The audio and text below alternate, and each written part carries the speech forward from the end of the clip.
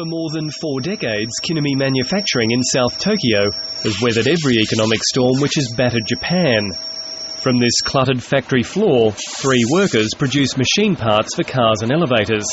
Like tens of thousands of other small businesses in Japan, Kinami Manufacturing has been pushed to the brink of bankruptcy by the global financial crisis and by the domestic recession. I can hardly afford to eat. Business is so bad. It is said this recession is a 1-in-100-year event, and our company quickly ran out of orders, and I was preparing to go bankrupt. Luckily, the companies we supply heard of our dire situation and agreed to continue ordering it, even though they too are in trouble. Mr. Kinami has cut working hours, and as the timesheets attest, overtime is gone too. Everyone is out the door at a very un-Japanese 5 p.m. As Koichi Kinami and his 2 employees were sweating over their machines, Japan's government was releasing even more horrific financial news, revealing a 4% contraction in GDP in the first quarter of this year, Japan's worst economic performance since World War II. If you look at the level of nominal GDP, economists tend to focus on real, but if you look at it nominal, it's back to where it was in 1992. And I think what you were doing in 1992, it's a long, long time ago, really has been a disastrous decline in the past 6 months. This collapse in GDP eclipses the previous Japanese record for an economic contraction, set during the oil shock of the early 1970s.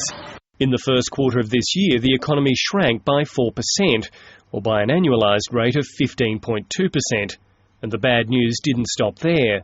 Consumer spending dropped by 1.1%, exports crashed by a further 26%, while corporate capital investment slumped by 10.4%. Exports have collapsed, and the collapse in exports has dragged down corporate investment and dragged down incomes, as well as companies have been reducing workers. Second thing is a bit less obvious, which is that it seems that consumers have panicked about job security, and the savings rate has gone up, and that has really produced an unusually strong negative reaction of consumer spending. The global financial crisis has sideswiped some of Japan's biggest brands and most profitable companies. Among them, the doyens of the auto and electronics industries, Toyota and Sony. This month, Toyota reported a net loss of nearly $6 billion, its worst result in 60 years. Sony racked up a loss of $1.4 billion. Both companies were hit by the surging value of the Japanese yen and a slumping global and domestic demand for their products. But the biggest loss was suffered by the electronics and industrial equipment maker Hitachi, a staggering $10.6 billion. While it's the recent record losses of companies such as Toyota and Hitachi which are dominating the headlines, it's small firms who supply them, like this one, which are going under. In fact, for the past 11 months, the number of bankruptcies here in Japan have continued to rise, with thousands of small firms hitting the wall. I really fear bankruptcy. Without an improvement in the economy, my company will not survive. Tiny businesses like Mr. Kinami's are the industrial arteries through which Japanese wealth is pumped. And for his workers, their job isn't just a means to make money. Because I am old, if I lose my job, I will be in big trouble just surviving. I really hope the economy will improve, so this factory will become busy again.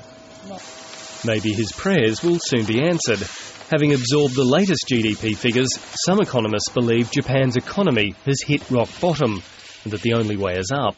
Yeah, I think the economy hit bottom probably January, February time. You can see that March it was stabilising. It looks like the recovery has begun from April. I mean, so far we don't have any hard data, but you can certainly see in the confidence surveys there's been quite a sharp improvement over the past 2 months. After months of economic doom, that's more like the sort of economic forecast Koichi Kinami wants to hear.